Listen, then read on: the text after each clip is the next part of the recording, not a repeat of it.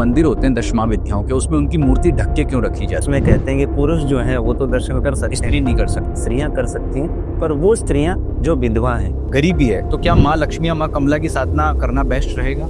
देखना होगा कुंडली में आपका धन भाव कैसा है, किस ग्रह के कारण ऐसी स्थिति हो रही है। शत्रुनाश के लिए और ये मुकदमेबाजी जो है खत्म हो, इसके लिए माँ बगलामुखी की साधना कराते हैं। आपके साथ अनैतिक कार्य हो रहा है, गलत हो रहा है और कोई आपकी सुन नहीं रहा, तो जो आर्त भाव से माँ बगला की साधना होगी वो तुरंत सफलीभूत होगी। क्या सिक्स सेंस का भी ज्ञान होता है बगलामुखी? जी, देवो भूत्वा देवम यजेत। आप देवता बन करके उपासना करते हैं तो आपके जीवन में भी वो शक्ति, वो वरदान आपको प्राप्त होगा। माँ बगला यूनिवर्स है, वो आपको वही देने को तैयार है जो आप सोच रहे हैं। कि मेरा बिजनेस नहीं चल रहा है, मैं चाहता हूँ वो करोड़ों में जाए, लेकिन बहुत दिक्कत आ रही है, सरकारी बाधाएं आ रही है, तो मुझे कौन सी देवी की साधना? तब तो आपको बगलामुखी की उपासना करनी ही चाहिए। कंपटीशन की तैयारी कर रहा हूँ, क्लियर नहीं हो पा रहा है। IAS वगैरह की क्षेत्र में जाना चाह रहे हैं, यहाँ पे माँ भुवनेश्वरी का स्थान भी आ जाता है। और अधिक संपत्ति प्राप्त करने के लिए, सुख भोग प्राप्त करने के लिए माँ कमला की उपासना भी की जाती है। अंदर से एक तीव्र इच्छा होती है कि मैं 10 महाविद्याओं की साधना करूं। वो क्या स्वयं कर सकता है या उसको गुरु की नीड है? अगर आप निष्काम भाव से आराधना करना चाहते हैं, कोई नियम नहीं। अगर जैसे डीप डाइविंग करना चाहते हैं, समुद्र में जाते हैं, तो पहले वो सीखते हैं, तो जब वहाँ सब आप ट्रेनिंग लेके जा रहे हैं तो यहाँ क्यों नहीं? क्या कभी माँ काली किसी के शरीर में आ सकती है? जो सृष्टि को प्रारंभ करने वाली है माँ काली,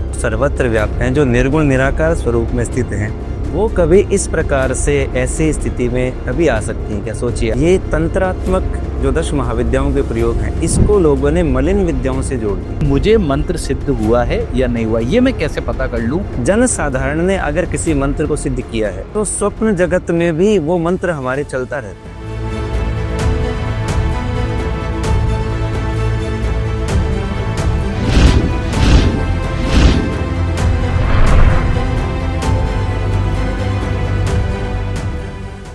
डिविनेशन टॉक्स के इस एपिसोड में आज एक बहुत बड़े रहस्य को हम बताने जा रहे हैं। इस पॉडकास्ट में हम बात करेंगे 10 महाविद्या साधना के बारे में। आपको पता है, यह एक ऐसी साधना है जो वैदिक युग से लेकर के अभी तक सबसे ज्यादा रहस्यमयी मानी जाती है। माना जाता है कि साधना से न केवल व्यक्ति अपने भौतिक, आध्यात्मिक सभी प्रकार के जो है वो अपनी इच्छाएं पूर्ण कर सकता है, वरन कुंडलिनी जागरण या इस संपूर्ण सृष्टि के रहस्यों को समझने में भी 10 महाविद्या साधना से बड़ा कोई भी जो है वो साधना नहीं मानी जाती है। भारत के जितने भी बड़े संत हुए हैं, वे सभी, चाहे आदि गुरु शंकराचार्य हो, चाहे जिनका भी आपने नाम सुना है, वे सभी जो है श्री विद्या के साधक रहे हैं या शक्ति के साधक रहे हैं। तो आज इस पॉडकास्ट पर आम व्यक्तियों के लिए 10 महाविद्या साधना किस प्रकार लाभप्रद हो सकती है। आपके जीवन में कितनी भी कठिनाई हो, आप उस कठिनाई से इस साधना के साथ कैसे जो है बहुत अच्छा लाभ ले सकते हैं, इस पर हम बात कर रहे हैं। पूरा पॉडकास्ट देखना, बीच में मत छोड़कर जाना, क्योंकि आपके जीवन में एक एक परेशानी के समाधान इस साधना के माध्यम से बताने आए हैं महान ज्योतिर्विद और इस विषय के विशेषज्ञ और 10 महाविद्या के साधक आचार्य मनीष गौड़ जी। आज हम उनसे बहुत ही बारीकी के साथ बात करने वाले हैं, तो देखिए। नमस्कार मनीष जी। नमस्कार, बहुत बहुत आभार सुधाकर जी। देखिए, डिविनेशन टॉक्स जो है ये हमने अभी अपना नया पॉडकास्ट शुरू किया है, जिसका उद्देश्य मनीष जी यह है कि हम जो भविष्य कथन की विधाएं हैं उनको आम लोगों तक पहुंचाएं। हालांकि 10 महाविद्या साधना का सीधा संबंध इससे नहीं है, लेकिन एक बात है कि 10 महाविद्या साधना से अतीन्द्रिय शक्ति का ज्ञान होता है, जैसे मैंने सुना है, और मुझे पता है कि इसके माध्यम से लोग बहुत सारी अपनी समस्याओं को, चिंताओं को दूर कर सकते हैं। सबसे पहले तो आप हमें 10 महाविद्याओं से अवगत करवाइए, क्योंकि कई लोगों को इसकी जानकारी भी नहीं होती। जी, 10 महाविद्याओं का लोगों ने नाम सुना है और कई लोग तो इसे नवदुर्गा का ही रूप मानते हैं, पर ये उनसे पूरी तरह अलग है। नवदुर्गा जो है वो गृहस्थी, साधारण आम लोगों के लिए ये स्वरूप है। बिल्कुल। और 10 महाविद्या का स्वरूप कुछ अलग है जी, जो कि आम नहीं है, सर्व सामान्य के लिए नहीं है। जी, उसमें कुछ गुप्त शक्तियां हैं, उसके कुछ विशेष प्रयोग हैं जो आम व्यक्ति बिना गुरु के ज्ञान के, गुरु के मार्गदर्शन के अगर करता है तो वो हानि उठा सकता है, इसलिए इसे गुप्त भी रखा गया है। तो 10 महाविद्या को सब लोग जो नव दुर्गा से जोड़ते हैं उससे ना जोड़ा जाए। बिल्कुल। तो सबसे पहले तो ये मान लिया जाए कि 10 महाविद्या अलग है, नव दुर्गा अलग है। जी। और 10 महाविद्या की उत्पत्ति जो है, कैसे ये उपस्थित हुई, कैसे प्रकट हुई, तो वेदों में इनका वर्णन आता है। पर मेरा ये मानना है कि ये उत्पत्ति इनकी हुई नहीं है, ये सिर्फ प्रगटीकरण होता है। उत्पन्न तो ये पहले से ही है। जैसे सूर्य जो है, रात्रि में अंधकार होता है, तो सूर्य नष्ट नहीं होता है, उसका प्रकाश कहीं गया नहीं है, वो वहीं उपस्थित है, पर वो हमें दिखाई नहीं देता। हमारे नेत्रों के सामने हमारे लिए वो अंधकार है, क्योंकि हम उससे परोक्ष हो गए हैं। जी। वैसे ही 10 महाविद्या और ये जो महाशक्ति है, ये कहीं भी उत्पन्न नहीं हुई है, ये तो सर्वत्र हमेशा से नित्य है, हमेशा से व्याप्त है। और इसलिए वेदों में भी इनका वर्णन है, पुराणों में भी है, उपनिषदों में भी वर्णन आया है। पर शिव महापुराण में एक कथा है, जिसमें माता सती जो हैं, वो अपने पिता दक्ष के यज्ञ में जाने के लिए भगवान शिव से प्रार्थना करती हैं। जी। क्योंकि निमंत्रण नहीं मिला, इसलिए महादेव जो है मना करते हैं कि बिना निमंत्रण के लिए जाना सही नहीं है। बिल्कुल। तो माता सती ये बात कहती हैं कि अब जब दक्ष ने उनके पति को यानी महादेव को यज्ञ में भाग नहीं दिया, तो इस विषय को यहाँ छोड़ना भी ठीक नहीं है। जी। क्योंकि महादेव ने इसको सहन कर लिया, वो नहीं चाहते कि कोई उपद्रव हो, बिल्कुल। और माता सती के लिए ये सहनीय नहीं था। तो उन्होंने कहा इसका निराकरण जरूरी है, अगर बुलाया है तो जाना चाहिए, लेकिन नहीं बुलाया है तो निराकरण किए बिना रहना भी ठीक नहीं। तो उन्होंने कहा मैं जाऊंगी। तो महादेव ने सोचा कुछ गलत हो जाएगा, कुछ अनित्य हो जाएगा, कुछ हो सकता है ऐसा हो जो हम ना चाहते हो। तो उन्होंने माता सती को रोकने का प्रयास किया। तब माता सती ने अपना स्वरूप वहां प्रकट किया 10 महाविद्याओं के रूप में, और महादेव को ये दिखाया कि मैं वास्तव में कौन हूँ, मुझे आप एक साधारण स्वरूप ना समझ। बिल्कुल। तो जहां जहां महादेव जिस जिस भी दिशा में गए, उस दिशा में उनको एक अलग स्वरूप दिखाई दिया। और अंत में उन्होंने पूरी तरह स्वीकार करके खुद ही पूछा कि आप बताएं, आप वास्तव में कौन है, आपका स्वरूप क्या है। तो 10 महाविद्या का स्वरूप का प्रगटीकरण जो प्रत्यक्ष रूप में हमें प्राप्त होता है, वो शिव महापुराण और ये दुर्गा सप्तशती जो मार्कंडेय पुराण, हाँ मार्कंडेय पुराण है, वहां भी हमें प्राप्त होता है। जी। तो इस प्रकार ये जो विशेष आख्यान है, ये वहीं उपलब्ध होता है। और माता दुर्गा के तो कई स्वरूप है जिनका प्रगटीकरण ही होता है। लोगों को लगता है कि वो उत्पन्न हुई हैं, जबकि वो उत्पन्न नहीं हुई, उन्होंने पहले से विद्यमान। तो हमें एक बात बताइए कि जो 10 महाविद्या है, उसके लिए कहा जाता है कि उसका संबंध मानव शरीर से भी है और उसका संबंध ब्रह्मांड से भी है। तो ब्रह्मांड से उनका क्या संबंध है? उनके नाम, पहले तो आप 10 महाविद्या का नाम बताएं, उनका हमसे क्या संबंध है और ब्रह्मांड से क्या संबंध है, ये बताएं। 10 महाविद्याओं में सबसे पहले जो शुरुआत होती है वो माँ काली के नाम से शुरू होती है। काली तारा महाविद्या षोडशी भुवनेश्वरी भैरवी छिन्नमस्ता च विद्या धूमावती तथा बगला च सिद्ध विद्या मातंगी कमलात्मिका एतादश महाविद्या सिद्ध विद्या प्रकीर्तिता। ये 10 महाविद्याएं बताई। नाम बताएं आपने, अभी एक हिंदी में भी नाम बताएं, हमारे दर्शक हिंदी वाले हैं। सबसे पहले माँ काली का स्वरूप।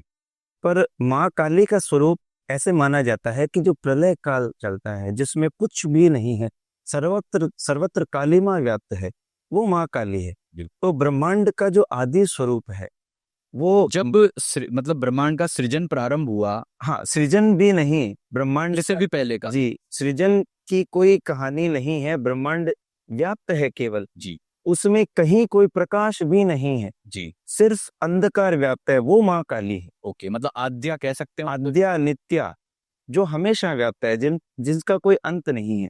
और उसके बाद में जो एक प्रकाश की किरण उत्पन्न होती है, वो माँ तारा है, जो सुबह सुबह नीला सा प्रकाश हो, जो प्रत्युष काल जिसा, प्रत्युष काल की देवी माँ तारा को कहा जाता है।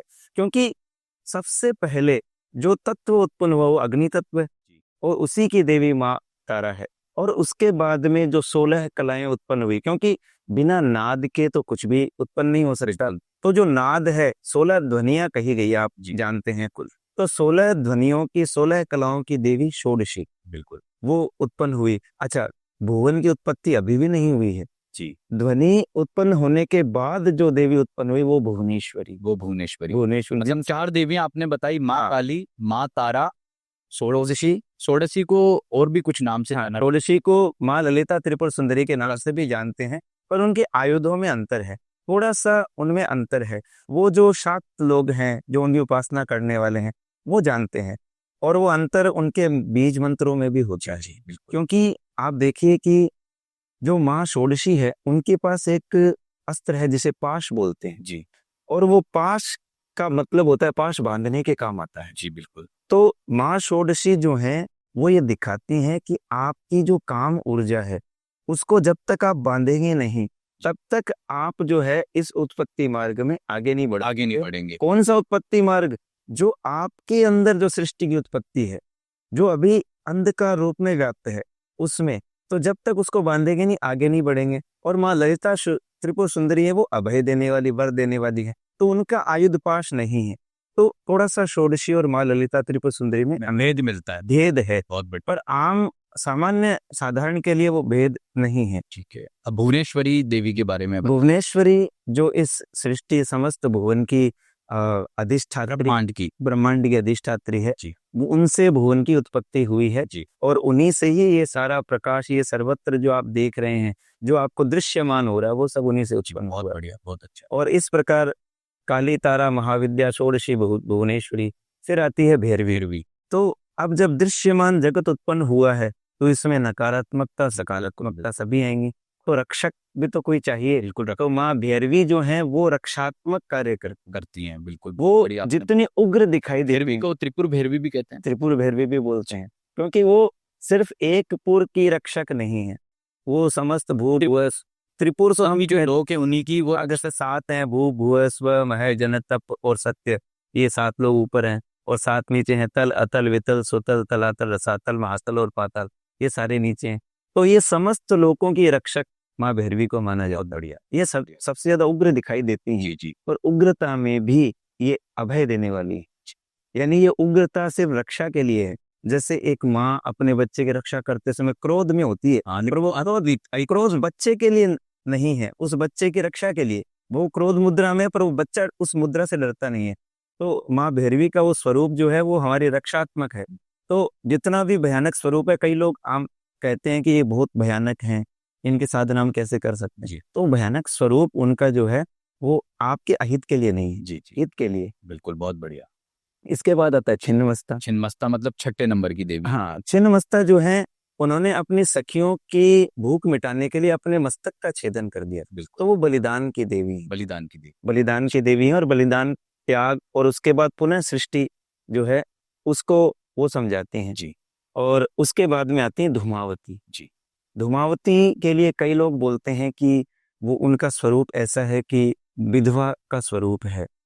आप देखिए 10 महाविद्याओं में जितनी महाविद्याएं हैं उन सब के साथ उनके शिव हैं, और उन सब के साथ उन शिव जो हैं रक्षक के रूप में, भैरव के रूप में उपस्थित है।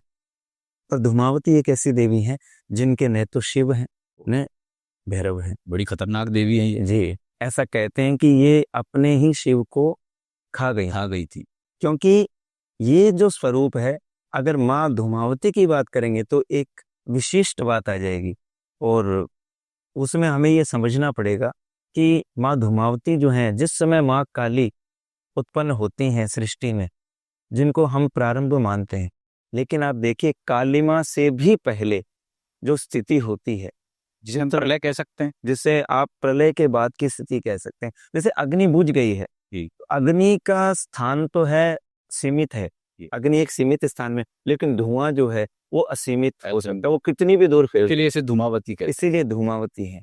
इनको ज्येष्ठा लक्ष्मी भी कहा जाता है जी। लक्ष्मी की बड़ी बहन, लक्ष्मी की बड़ी बहन है, इन्हें अलक्ष्मी कहा जाता है।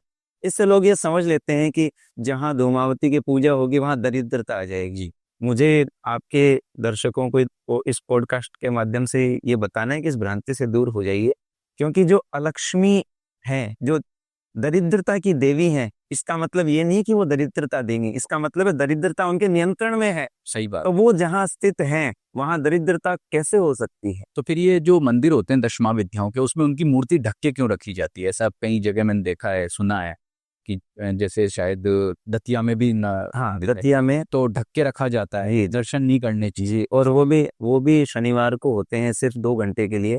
और उसमें कहते हैं कि पुरुष जो है वो तो दर्शन कर सकते हैं, नहीं कर सकते, पर स्त्रियां जो हैं अगर कर सकती हैं, स्त्रियां कर सकती हैं, पर वो स्त्रियां जो विधवा हैं, ओके, और या कन्याएं हैं जी, तो कन्याओं को कहते हैं कि नहीं दर्शन करना चाहिए, क्योंकि उनका जो स्वरूप है वो स्वरूप किसी खास क्षेत्र के लिए है।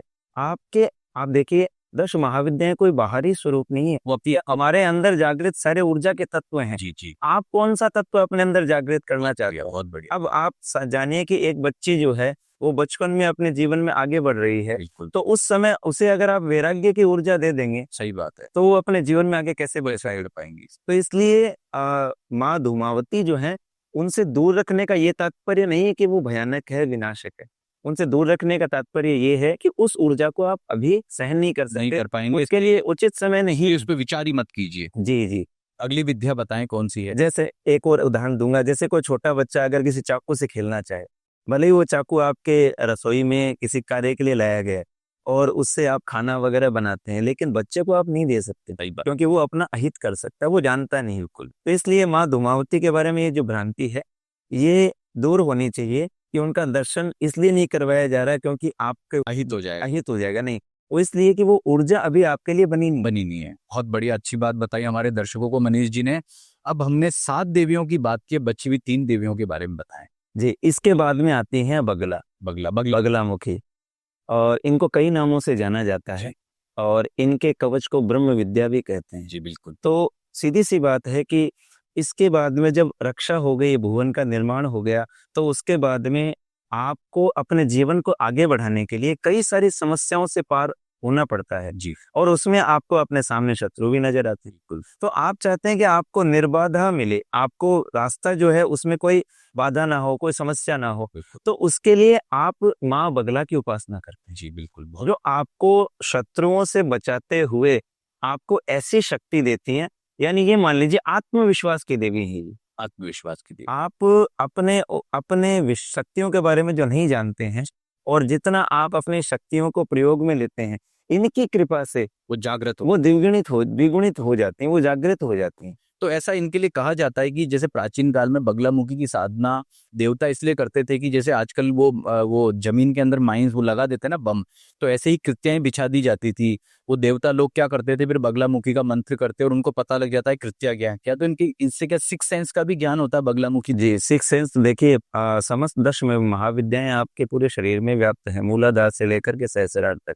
तो जो आज्ञा चक्र की अधिष्ठात्री देवी माँ बगलामुखी को माना गया। अच्छा, तो जाहिर सी बात है, अगर आपको समस्या का पूर्वानुमान हो गया तो आप उस समस्या से बच जाएंगे। बिल्कुल। तो ये उदाहरण जो देवताओं के साथ है, आज के समय में अगर आप उस देवता स्वरूप में हैं, इसका मतलब ये नहीं कि केवल देवता को ही ये लाभ मिल जाए। अगर आपका जीवन देवतामय है तो आपको माँ बगला का उस तरीके का वो लाभ मिलेगा ही मिलेगा।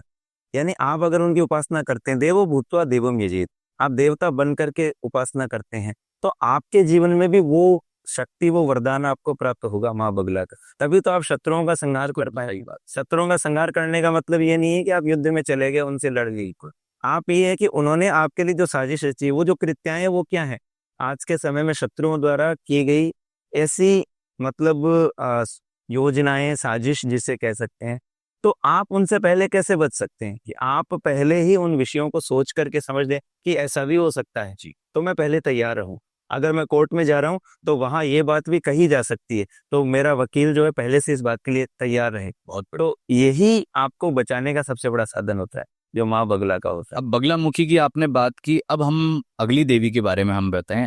9वें नंबर की जो देवी हैं, 9वें नंबर की देवी मातंगी कही जाती है और कहते हैं कि मतंग मुनि के द्वारा इनकी उपासना की गई थी, तो उसी से इनका नाम मातंगी पड़ा। पुत्री नहीं थी? नहीं, पुत्री उपासित थी, मतलब उपासना से प्राकट्य हुई उनका। और रामायण में आपने शबरी का नाम जी सुना है, जो आश्रम, हाँ, भगवान राम का इंतजार करती है और भगवान राम आते हैं, तो उनके गुरु मतंग मुनि ही थे।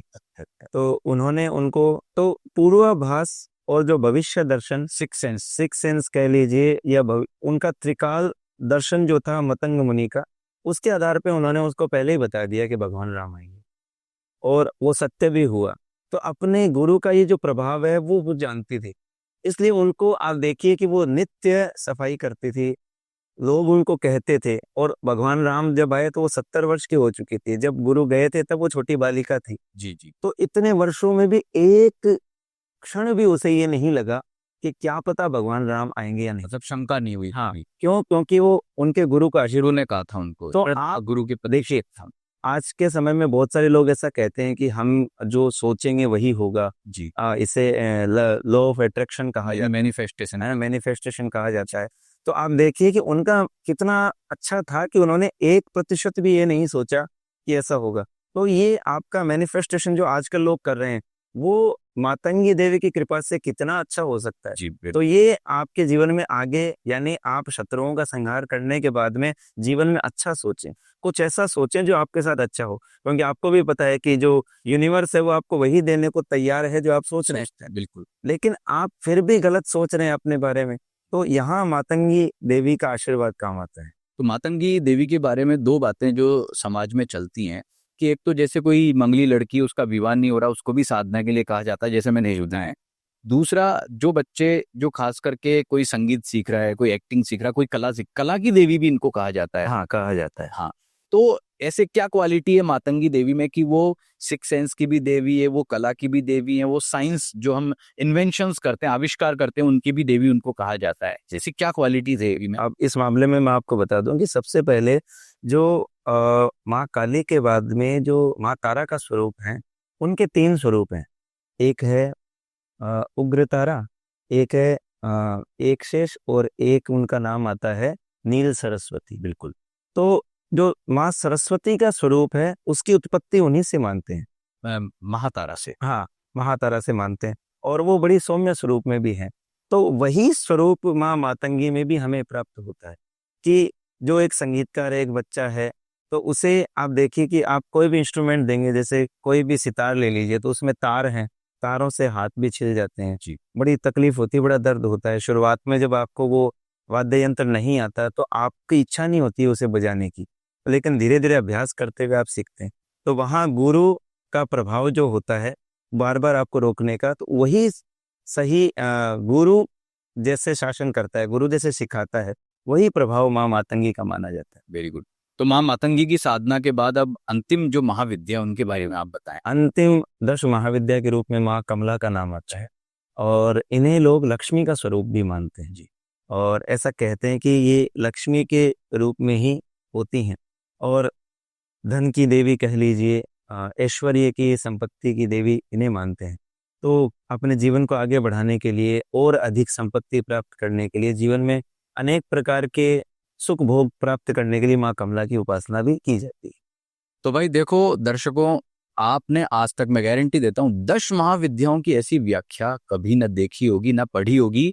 ये बहुत गहन रिसर्च के बाद में मनीष जी ने मनीष जी ने हमको बताया। अब हम जानते हैं मनीष जी आपसे कि इन 10 महाविद्याओं का पहले तो ब्रह्मांड से संबंध तो आपने बता दिया, आपने जो अभी जानकारी दी उसमें ब्रह्मांड से संबंध स्पष्ट किया। अब हमारे स्वयं, मतलब एक सामान्य व्यक्ति से माँ काली से कमला तक का एक रिलेशन आप समझा दीजिए कि क्या क्या होता है। जी, देखिए, आप ये तो मानते हैं कि एक आकाश जैसे होता है, वो जो मन है उसको भी चिदाकाश महाकाश कहा जाता है। तो आपका जो जीवन है, आपका जो आत्म स्वरूप है, ये भी एक ब्रह्मांड ही है। और जीवन के केंद्र से लेकर के मृत्यु तक की जो आपकी यात्रा है, जी। उस यात्रा में आप एक तरीके से पूरे सृष्टि को जीते हैं। बिल्कुल। और ऐसे तो आपका ये शरीर है, उसकी यात्रा इस जीवन तक है, लेकिन आत्मा की यात्रा तो अनंत है, वो तो एक शरीर से दूसरे शरीर में जाती है। तो जैसे ही केंद्र से आपका जीवन उत्पन्न होता है, उसके बाद में आपकी शक्तियां सुषुप्त अवस्था में होती हैं। तो धीरे धीरे आपके कौन से केंद्र पर कौन सी शक्ति सुषुप्त है, उसको आपका गुरु पहचानता है। जैसे आप मूलाधार पे स्थित हैं, या आप उसके आगे वाले चक्र पे स्थित हैं, कहाँ स्थित हैं, आपकी आप कुमारिनी जागरण की बात कर रहे हैं। कुंडलिनी जागरण आप कह सकते हैं, पर यह थोड़ा सा भिन्न है उससे। जी। कुंडलिनी शक्ति भी है, पर उसके अलावा अपने हमारे शरीर के जो चक्र होते हैं, चक्र हैं, और 7 चक्र ही नहीं है, हमारे शरीर का एक एक रोम छिद्र एक चक्र है। क्या बात है। उसको जागृत किया जा सकता है। जी। केवल 7 चक्र तो आम धारणा में सामान्य जन को शक्ति का मतलब केंद्र मानते हैं। केंद्र है, पर आप देखिए प्रकाश जो है, प्रकाश कहाँ तक जा सकता है, वो जितनी दूर फैलता है वो सारी स्थिति चक्रों की है। तो हमारे शरीर में अगर कुंडलिनी जागरण होती है, मूलाधार चक्र जगता है, तो उसके बाद उसका जो प्रकाश फैलता है वो समस्त चक्रों में जाता है। जी बिल्कुल। हर नाड़ी, हर रोम छिद्र एक चक्र है। जी। तो उसको जगाने का क्रम है ये 10 महाविद्याएं। Very good. और इसमें आप मूलाधार से अपनी ऊर्जा को उठा करके आप सहस्रार तक लेके जाते हैं। जी। पर आपको नहीं पता है कि आपके लिए क्या उचित है, आप कहाँ स्थित हैं। जैसे हड्डी टूट गई है, अब उसे कैसे जोड़ा जाए, तो सबसे पहले एक्सरे किया जाएगा, देखा जाएगा, डॉक्टर देखेगा कि इसको सीधे से जोड़ा जा सकता है, बिना दवाइयों की हो जाएगा या ऑपरेशन करना पड़ेगा। तो यहाँ डॉक्टर की भूमिका गुरु निभाते हैं, क्योंकि गुरु उस स्थिति से निकले हैं, उन्होंने वो रास्ता देखा है। बिल्कुल। तो वो शिष्य की ऊर्जा शक्ति को पहचानते हैं जी। और पहचान करके देखते हैं कि कौन से चक्र में ये स्थित है, इसलिए इसको कौन सी महाविद्या दान की जाए, इसको कौन सी महाविद्या से प्रारंभ किया जाए। ऐसा नहीं है कि केवल काली शुरुआत है तो माँ काली की उपासना से ही सब कुछ प्रारंभ होगा। बिल्कुल। आप जहाँ स्थित है, जिस चक्र पे स्थित है, गुरु पहचान करके आपको उसकी उपासना में लेके जाता है। तो एक बात बताइए कि जैसे 10 महाविद्या साधना के लिए कहा जाता है, कि आपने बहुत अच्छी बात बताई कि हमारे जीवन में एक एक मोमेंट का जो रिलेशन है वो 10 महाविद्याओं से।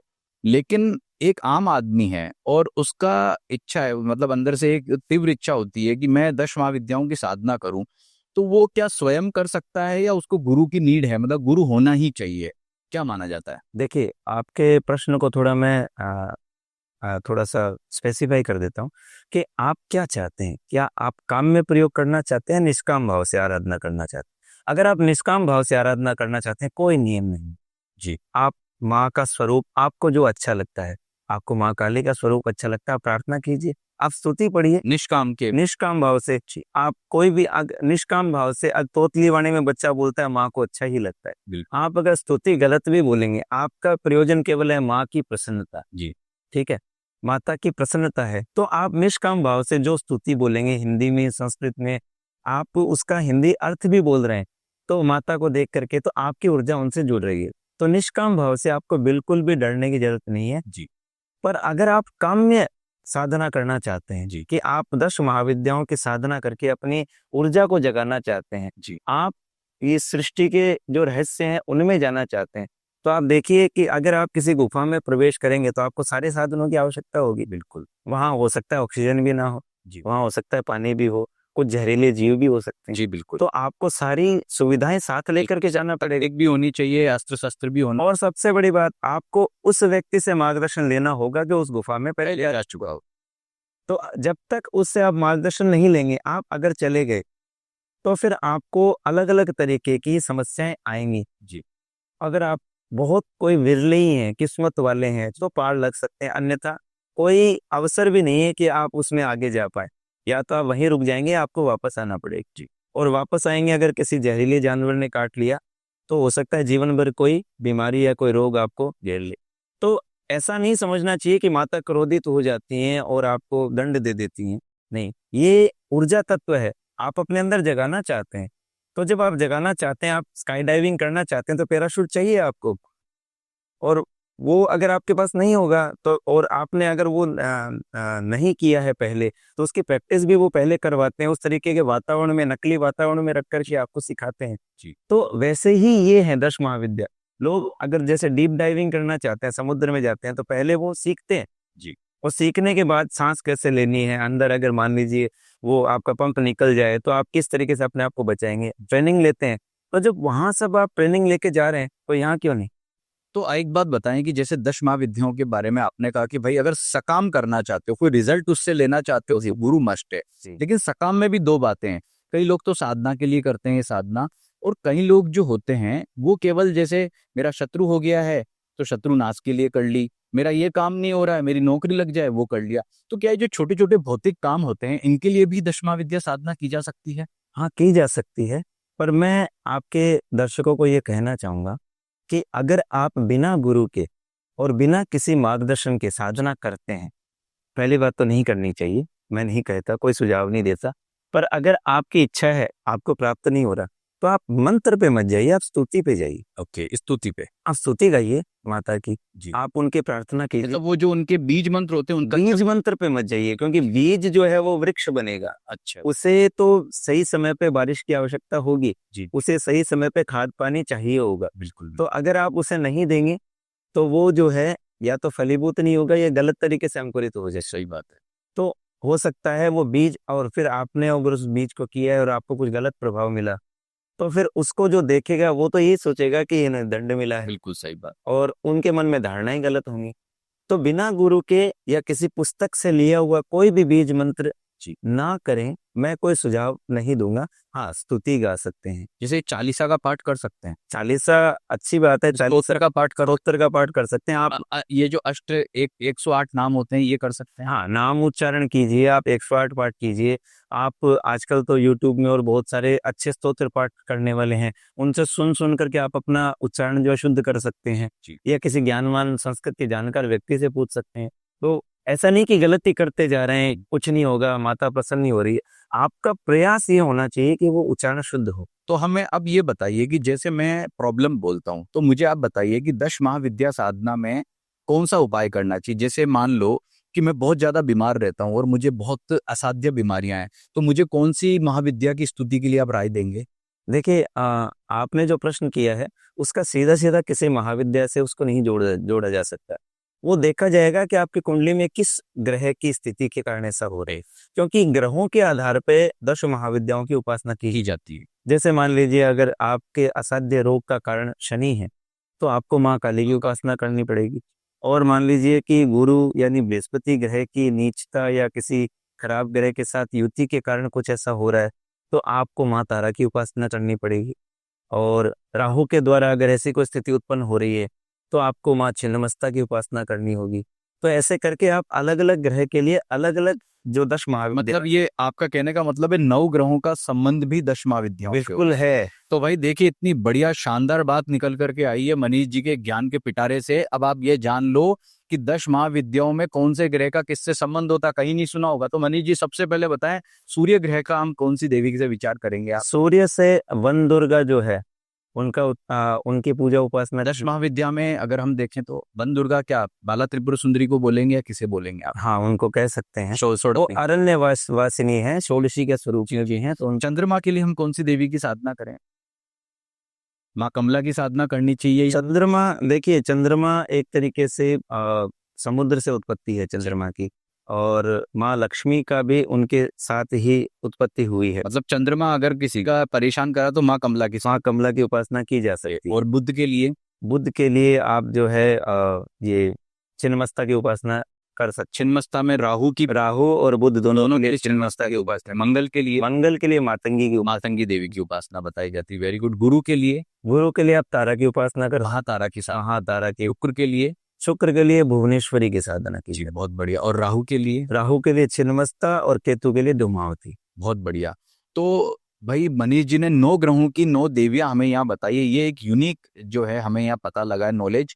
लेकिन एक बात और है, जैसे इन 10 महाविद्याओं में एक देवी जो है वो बड़ी, 2 देवी जो है कॉमन है जिनके लिए हम हर बार बोलते हैं। कोई भी ग्रह, कोई व्यक्ति दरिद्र होगा, गरीब होगा, तो हम क्या बोलेंगे? भाई इस पे लक्ष्मी की कृपा नहीं है, मतलब कमला की कृपा नहीं है।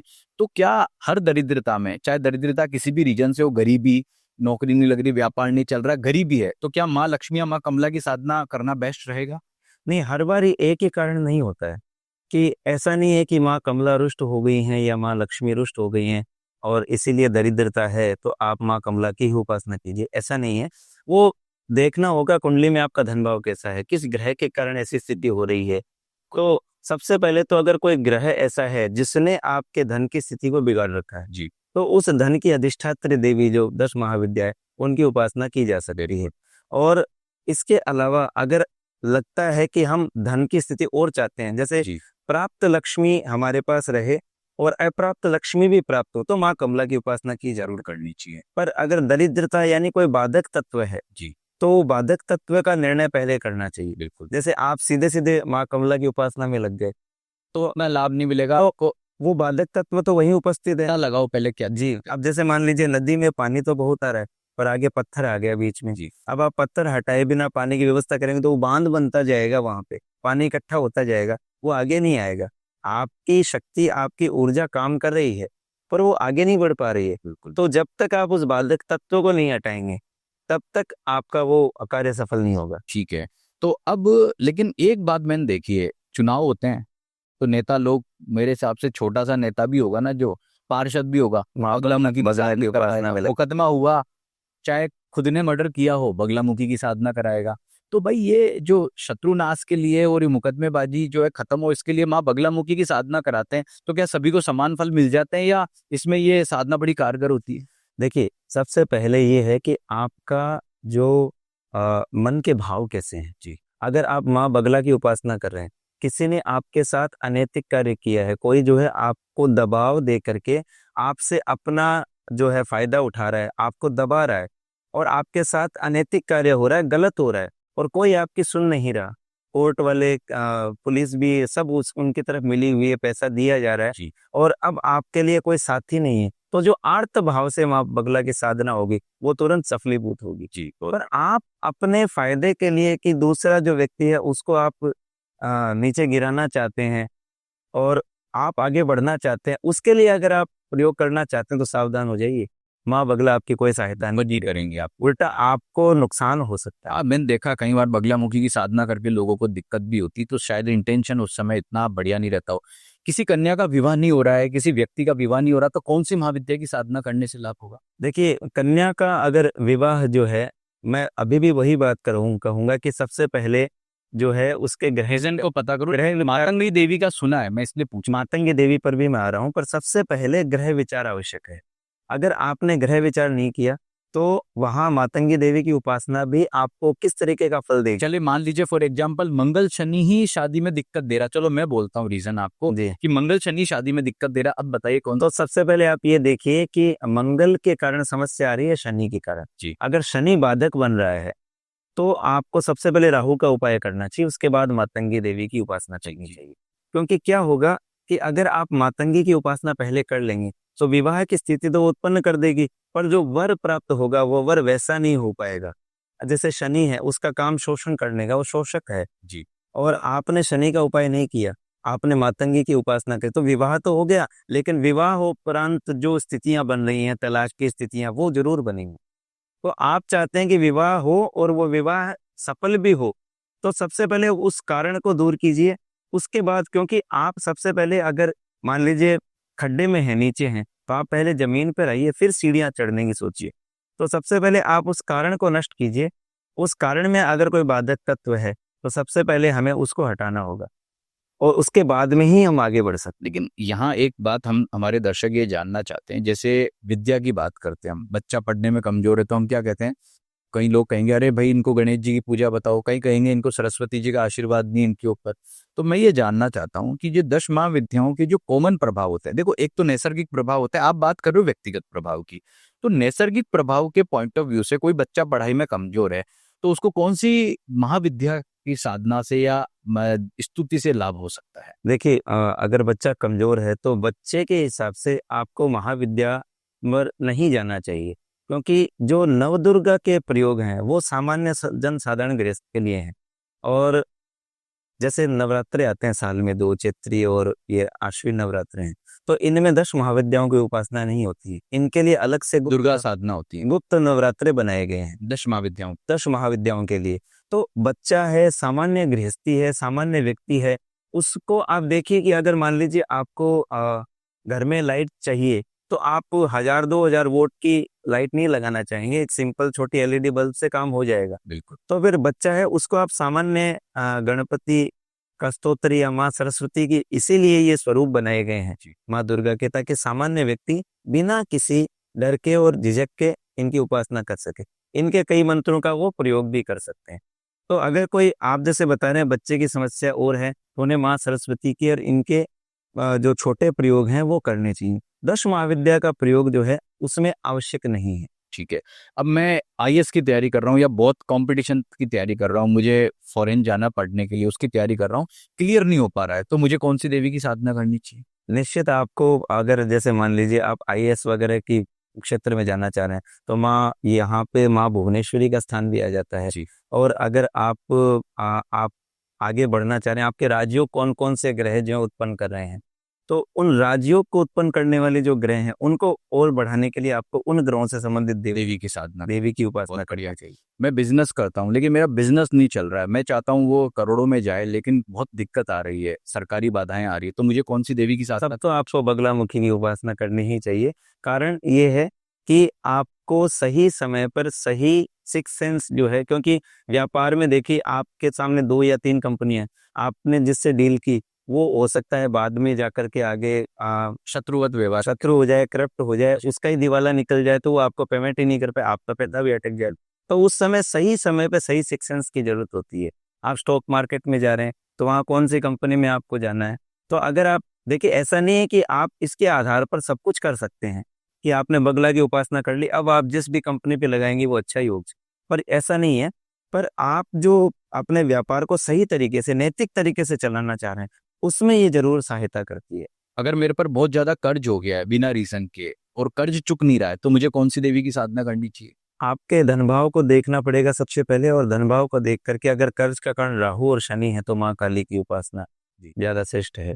और अगर कुंडली आपकी उपस्थित नहीं है किसी भी रीजन से, और आपको बिल्कुल नहीं पता है कि आपके लिए कौन सा ग्रह ठीक है नहीं है, किस देवी की आपको उपासना करनी चाहिए, और आपके मन में 10 महाविद्या की उपासना का एक बार बार आपके भावनाएं उत्पन्न हो रही हैं, जी जी। तो निश्चित रूप से आपको माँ काली की उपासना करनी चाहिए। तो देखिए मनीष जी, अभी तक तो हम एक साधारण जो साधक होते हैं, आम जन है, उनकी बात कर रहे थे। अभी हम जो गुरु वाले साधक होते हैं जो दीक्षा लेते हैं, उनकी तरफ से भी इस पॉडकास्ट में आपकी तरफ से कोई नॉलेज जाना चाहिए ना उनके पास। जी जी। तो वो क्वेश्चन आपसे पूछता हूँ। सबसे पहले तो मुझे बताइए कि ऐसा इन 10 महाविद्याओं की साधना में क्या कमाल है कि आदि गुरु शंकराचार्य को भी जो है इनकी साधना करनी पड़ी, मावतार बाबा या जो क्रिया योग के साधक है वो भी इनकी साधना करते हैं, पायलट बाबा जो हैं जो बहुत फेमस हुए हैं वो भी जो है 10 महाविद्या के साधक थे, जो भी हिमालय के महान योगी हो 10 महाविद्या साधना की बात करते ही करते हैं, जो कुंडलिनी साधक होता है वो भी 10 महाविद्या साधना की बात करता ही करता है। तो ऐसा क्या कमाल है इन साधनाओं में, क्या एनर्जी है वो बताएं आप। देखिए, आपको मैं बता दूं कि दुर्गा सप्तशती में जब मध्यम चरित्र प्रारंभ होता है जी उस समय महिषासुर जो है वो अपनी शक्तियां बहुत बढ़ा लेता है। जी देवताओं पर काफी अत्याचार होते हैं और वो सब भाग करके त्रिदेवों के पास जाते हैं, जी जहाँ ब्रह्मा विष्णु और महेश उपस्थित होते हैं। जी। और जैसे ही वो बताते हैं देवता कि वे सूर्य चंद्रमा सबके कार्य अब उसने ले लिए हैं, सूर्य का कार्य भी वही कर रहा है, देवताओं के सारे कार्य वो महिषासुर कर रहा है, अब आप हमें बचाइए। तो उस समय भगवान नारायण जो है, महादेव और ब्रह्मा जी के शरीर से एक ज्योति निकलती है जी और जितने देवता उपस्थित होते हैं उनके भी शरीर से एक ज्योति निकलती है और एक प्रकाश पुंज बन जाता है, एनर्जी बोल सकते हैं, जो पूरे ब्रह्मांड को व्याप्त कर लेता है। जी और माँ दुर्गा का, माँ शक्ति का स्वरूप वहां प्रकट होता है। जी। तो आप ये मान के चलिए कि वहां माँ दुर्गा का स्वरूप प्रकट नहीं हुआ है। अब एक बात मैं पूछता हूँ आपसे कि महादेव का आयुध क्या है? त्रिशूल। शूल है। भगवान नारायण का आयुध क्या है? चक्र। चक्र। कभी आपने देखा कि भगवान शिव ने चक्र चलाया हो? नहीं। कभी आपने देखा कि भगवान नारायण ने त्रिशूल ले लिया हो? नहीं। लेकिन आपने माँ दुर्गा के हाथ में चक्र और त्रिशूल दोनों देखे, क्योंकि वो हाँ मिला है वहां से। बिल्कुल। अब जब अगर भगवान विष्णु है तो उनकी शक्ति वैष्णवी उपस्थित है, नारायण की नारायणी शक्ति, शिव की शिवा, ब्रह्मा की ब्रह्माणी, हर देवता शक्ति, इंद्र की इंद्राणी। इसका मतलब ये है कि जितने भी देव स्वरूप हैं उन सब में शक्ति के बिना वो सब शक्तिहीन है, शव है, शव के समान। शव है, शव के समान। तो शक्ति ही सर्वत्र व्याप्त है। अगर शक्ति ना हो, अब देखिए बिजली घर में नहीं है तो ना आपका फ्रिज चलेगा, ना टीवी चलेगा, कुछ भी नहीं चलेगा, सारे यंत्र वहीं पड़े रहेंगे। जी। और जैसे ही बिजली आएगी सारे यंत्र काम करने लग जाएंगे। बिल्कुल। फ्रिज ठंडा करेगा, गीजर गर्म करेगा, बिल्कुल। दोनों अलग अलग काम उसी शक्ति से कर रहे हैं, यंत्र सबके अलग अलग हैं। तो ये जो प्रधान शक्ति है, और ऐसा कहते हैं शिव पुराण में भी लिखा है कि सृष्टि के आदि में महाकाल महाकाली के साथ इस सृष्टि की उत्पत्ति करते हैं। तो वो सर्वत्र व्याप्त हैं, वो नित्य हैं, वो हमेशा है और वही शक्ति के रूप में स्थित हैं। तो हमारे अंदर भी शक्ति वही है और उसी शक्ति के द्वारा ही प्राण जो है उसका संचार होता है। तो चाहे कोई से भी शंकराचार्य जी ने भी इसी बात को समझा कि आदि शक्ति जो है उन्हीं के ही प्रभाव से वो आगे बढ़ पाए। हालांकि बाद में उन्होंने बाकी देवताओं की उपासना की, उनके भी स्तोत्र वगैरह लिखे, लेकिन सबसे पहले उन्होंने अपने अंदर उस शक्ति को इकट्ठा किया कि वो सनातन धर्म को पुनः जीवित कर सके, जी। उस शक्ति के लिए उन्हें माँ की आराधना की आवश्यकता पड़ी। बहुत अच्छी बात बताई। अब देखिए, साधकों की तरफ से एक प्रश्न मैं पूछता हूँ। साधक कई हैं, जैसे आपने भी साधना की 10 महाविद्याओं की, तो 10 महाविद्याओं की साधना दो तरह से, 2 या 3 माध्यमों से और कई माध्यमों से होती है, जिसमें मुख्य रूप से वाम मार्ग और दक्षिण मार्ग होता है। तो ये वाम मार्ग की दीक्षा में और दक्षिण मार्ग की दीक्षा में क्या बेसिक अंतर होता है? कुछ जानकारी आप साधकों को देंगे? जी, सबसे पहले तो मैं आपके साधकों को ये बता दूं कि 10 महाविद्या के बारे में अगर वो अभी सुन रहे हैं, तो इसका निर्णय उन्होंने नहीं किया है। ये निर्णय उधर से ही हुआ है। अगर माँ के आज्ञा से हुआ है, माँ की शक्ति से, माँ के ही आशीर्वाद, प्रारब्ध मान लेते हैं उन्हीं की इच्छा से ही आप ये देख रहे हैं। और आपको अगर गुरु प्राप्त हो गए हैं, आप भाग्यशाली हैं, तो आपने गुरु का चुनाव नहीं किया है, गुरु ने आपको चुना है। जी, बहुत बढ़िया। और आपके अंदर अगर वो ऊर्जा का सिस्टम जो है एक्टिवेट होने वाला है, उसका सही समय आ गया है, तो आपको कहीं ना कहीं से उसका मार्ग मिल जाएगा। जी। निश्चित रूप से। तो अब उसमें ये है कि वाम मार्ग और दक्षिण मार्ग 2 मार्ग बताए गए हैं। जी। तो आदिगुरु शंकराचार्य जी ने जो उससे पहले माँ के जो पूजा के क्रम थे, उसमें पंचमकारों के द्वारा भी पूजा वगैरह सिद्ध की जाती थी। वो आदि काल में, जैसे बंगाल में मछली खाना वहाँ का एक साधारण खाद्य है, तो इस हिसाब से उनके भोग में वो चीज उपस्थित होगी, पर वो बाकी राज्यों में वहाँ उपस्थित नहीं होगी, क्योंकि उनके लिए वो वर्जित है। तो इसलिए वाम मार्ग में जो, ये आप कह सकते हैं कि जो ओरिजिनल है, असली जो तत्व है, वो चलता है। जी। और दक्षिण मार्ग में उसमें सुधार किए गए हैं, ताकि आप जो है बिना किसी बाधा के और उस क्रम में आगे बढ़ सकें, चाहे वो आपके आचार व्यवहार में आते हो नहीं आते हुए, आपके आचार व्यवहार को रोकेंगे नहीं। बिल्कुल। तो वहां गुरु निर्णय करेगा आपके लिए कि आपके लिए क्या उचित है। मतलब दक्षिण मार्ग की आपको साधना करनी है या वाम मार्ग की साधना? हाँ, या वहाँ अब ऐसे तो बहुत सारे आचार होते हैं, कुलाचार भी होता है, समयाचार भी होता है। तो अब किस में आपको जाना है, इस सब का निर्णय गुरु करता है। आप शिष्य को सोचने की आवश्यकता नहीं है, जी। उसे तो सिर्फ समर्पण करना होता है। जी। अभी कई साधक हैं, जब चर्चा होती है तो वो अक्सर एक प्रश्न पूछते हैं। उनके गुरु जब जाते हैं तो शुरू में गणपति मंत्र दे देते हैं, या जो 10 महाविद्याओं में किसी देवी का मंत्र से शुरुआत होती है। तो एक प्रश्न हर साधक के मन में आता है कि भाई ये मंत्र सिद्ध हुआ या नहीं हुआ है। तो मैंने तंत्र ग्रंथों में पढ़ा है कि 10 तरह के जो है मंत्र का साधन करने के संस्कार होते हैं, क्रम होते हैं। लेकिन फिर भी मैं आपको ये कहूंगा कि एक ऐसा आप छोटा डेफिनेशन बता दो कि मुझे मंत्र सिद्ध हुआ है या नहीं हुआ, ये मैं कैसे पता कर लूं? ऐसा क्या तरीका है या क्या डेफिनेशन है उसका? देखिए, मंत्र सिद्धि के जो तरीके हैं, तो जो विशिष्ट साधक हैं उनके लिए तो वो तरीके अलग अलग हैं। उनके लिए तो आपके सिक्स सेंस जो है, आपके आज्ञा चक्र में, आपके स्वप्न काल में बहुत सारे वो संकेत होते हैं। पर जन साधारण ने अगर किसी मंत्र को सिद्ध किया है, तो आप ये देख लीजिए कि हम जब स्वप्न जगत में होते हैं, तो स्वप्न जगत में भी वो मंत्र हमारे चलता रहता है। क्या बात, बहुत बढ़िया बात। तो वहां भी सुषुप्त अवस्था में भी जब वो मंत्र जागृत है, तो जाहिर सी बात है सिद्ध हो गया है। तो ऐसी स्थिति जब उत्पन्न हो जाए कि आपको मान लीजिए बगला की साधना आपने की, और स्वप्न में आपके कोई शत्रु सामने आया, कोई संकट आया, तो उस समय आपको वो मंत्र याद आ गया, और मंत्र आपने वहां जो है चलाना शुरू कर दिया कि माँ बगला ही मेरा कार्य सिद्ध करेगी, मैं उन्हीं के लिए समर्पित हूँ। यानी स्वप्न जगत में भी आपका जो सबकॉन्शियस, जो अवचेतन मस्तिष्क है, वो भी उस चीज को स्वीकार कर चुका है। जी। इसका मतलब वो मंत्र मान सकते हैं कि सिद्ध स्थिति तक पहुंच गया है। तो भाई देखो दर्शकों, मंत्र सिद्धि का डेफिनेशन आई थिंक इससे बेहतर और प्रैक्टिकल तरीके से आज तक आपने कभी नहीं सुना होगा कि मंत्र सिद्ध हुआ है या नहीं हुआ है, ये आपको पता करना है। तो ये देखिए कि स्वप्नावस्था में भी जो वह स्थिति बनती है, तब वह अगर मंत्र आपको याद आ रहा है, वह मंत्र आपको रिकॉल हो रहा है, जब आपका जो अवचेतन मन में वो जाकर समा गया है, तो यही जो है सबसे बड़ा डेफिनेशन होगा मंत्र सिद्धि का। बहुत अच्छी बात आपने बताई। तो 10 महाविद्याओं के मंत्र जब सिद्ध किए जाते हैं, जब साधना की जाती है, तो एक एक मंत्र आपके अवचेतन मन में बैठता जा रहा है, इट मीन्स वो सिद्ध होते जा रहे हैं, ये माने हम। जी जी जी बहुत बिल्कुल। बढ़िया। अब एक हमें कुछ कम शब्दों में आप ये बताएं, क्योंकि थोड़ा क्लिष्ट विषय हम आम जो है दर्शकों का नहीं है, कि जो ये जो हम कुंडलिनी जागरण करते हैं उसमें ये 10 महाविद्या साधना को किस तरह इंक्लूड किया जाता है। मतलब जैसे मूलाधार जगाया या उसके ऊपर स्वादिष्टान या मणिपुर चक्र जगाया, तो उसमें 10 महाविद्या की साधना का क्या है? सिर्फ मंत्र जप है या कुछ प्रैक्टिस रहती है या सिर्फ गुरु के सानिध्य में ये सब होता है? नहीं, गुरु के सानिध्य में ही सब कुछ होता है। जी। पर जैसे मान लीजिए कि अगर कोई डॉक्टर है और वो उस कोई पेशेंट है तो वो उसको कुछ दवाइयाँ ऐसी देगा जो उस रोग को ठीक करेगी। जी। कुछ दवाइयाँ ऐसी होगी जो उसके रोधक जो तंत्र है, मतलब इम्यून सिस्टम है, जी। उसको बढ़ाएगी। कुछ ऐसी है जो उससे इन्फेक्शन से बचाएगी कि और ज़्यादा वो खराब ना हो पाए। जी। तो ऐसे ही गुरु जब मंत्र देता है तो मूलाधार चक्र का जो बीज अक्षर है उसको बढ़ाने के लिए वो उस मंत्र को देता है। बिल्कुल। साथ में वो उसे कुछ अभ्यास भी बताता है। जी। साथ में वो उसके भोजन का भी, जैसे उसके अन्नमय जो वो कोश हैं उनका शोधन होता है, तो भोजन की भी स्थितियां बनती है कि कभी गुरु बोलता है कि अब आपको सिर्फ सब्जी ही खानी है, अब आपको सिर्फ फल ही खाने हैं, अब आपको सिर्फ जल पे ही रहना है।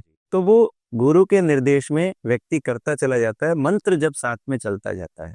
बहुत बढ़िया बात बताई मनीष जी ने कि भाई कुंडलिनी जागरण में गुरु क्या करते हैं, अपने शिष्य को मंत्र बीज भी देते हैं, खान पान क्या रखना है, ध्यान ये भी बताते हैं, और इसके अलावा जो है कुछ योग क्रियाएं भी उनको बताते हैं। मतलब आप कुंडलिनी जागरण कर रहे हो ना, तो 3 प्रकार की जो है आपका मामला साथ में चलेगा। क्या क्या? खाना भोजन क्या कर रहे हो, योग अभ्यास क्या कर रहे हो, और मंत्र क्या जप रहे हो। तो आपने तो आज एक तरह से बहुत बढ़िया बात किया मनीष। और इसके साथ एक और, गुरु रक्षक की भूमिका भी निभाता है। जैसे मैं आपको एक छोटा सा उदाहरण देता हूँ। अगर आपका स्वादिष्ठान चक्र जागृत होता है, जी। आपकी भूख बढ़ जाती है। जी बिल्कुल। और ऐसी स्थिति में आप पहुंच जाते हैं कि जो भक्ष्य है या अभक्ष्य है, आप कुछ भी खा सकते हैं बिल्कुल। उस समय। अगर आपको भूख लगी और कुछ भी ऐसा रखा है सामने जो अभक्ष्य है, वो भी आप खा लेंगे। वो भी आप खा लेंगे, क्योंकि उस समय आपका आपका जो सोचने का स्तर है वो नीचे रह जाता है। जी। ऊर्जा शक्ति इतनी ताकतवर हो जाती है कि आप उस स्थिति तक चले जाते हैं। वहां रोकता कौन है? सही। वहां गुरु गुरु आपको आके अगर आपने किसी की देखा देखी या सुन करके या कोई प्रयोग कर लिया, तो वहां मान लीजिए आपने उसको सही तरीके से कर भी लिया, आपने समझ लिया बिना गुरु के, आप बड़े काबिल हैं, आपके पास प्रज्ञा है विशिष्ट, आपने कर भी लिया, तो वहां रोकेगा कौन आप? सही बात है। तो बहुत अच्छी बात बताई। अच्छा एक बात बताइए कि ये जो कई बार हम जो कुंडलिनी जागरण है, कहीं हम ऐसे गुरु मिले कि भाई ये जानता ही नहीं जानता। कई बार ऐसा होता है ना कि गुरु खुद तो वो सीखा नहीं, आधा अधूरा ज्ञान में, और चेला बनाकर वो ज्ञान देने लग जाता है। अब उस बेचारे चेले की तो कोई गलती नहीं है, शिष्य की तो कोई गलती नहीं है। मैंने एक व्यक्ति को देखा था, उसने ऐसे ही कोई गुरु से सीखा, तो उसने जब कुंडलिनी जागरण किया तो उसको यहाँ बड़ा पेन हो गया था, न्यूरो इश्यू हो गया था उसको। तो आप क्या मानेंगे भाई, गुरु का चुनाव हम किस आधार पे करें? कुछ ये भी तो आप बताएं, नॉलेज बताएं हमें। देखिए, सबसे बड़ी बात है कि आपको गुरु का चुनाव नहीं करना होता, गुरु आपका चुनाव करता है, जी। पहली बात तो। और फिर भी अगर आपने किसी के कहे से बात मान ली है कि वो जो है फ़ोन पे दीक्षा देते हैं या यूट्यूब पे एक मंत्र दे रहे हैं, वो आप कर लीजिए, तो ये मेरे हिसाब से गलत है। क्यों? क्योंकि आप उस मंत्र को कर भी लेंगे, तो आप कहाँ स्थित हैं? देखिए, हिमालय पर पहुंचने के बहुत सारे रास्ते हैं। जी। आप कौन से रास्ते पे हैं ये गुरु ही बताएगा। पर आपने तो मंत्र सोशल मीडिया से वैसे लिया है, तो आप कौन से रास्ते से जा रहे हैं आपको कुछ नहीं पता। सही बात। उस रास्ते में पथरीला रास्ता आएगा, नदी आएगी बीच में, नहीं आएगी, वो आपको नहीं पता। अब कोई जैसे रेगिस्तान के रास्ते से जा रहा है तो वहां उसे पानी नहीं मिलेगा, कोई जो है नदियों के रास्ते से जा रहा है तो उसे पानी बहुत मिलेगा। तो वहां रोकने वाला, सुधारने वाला, हाथ पकड़ के चलाने वाला गुरु होता है।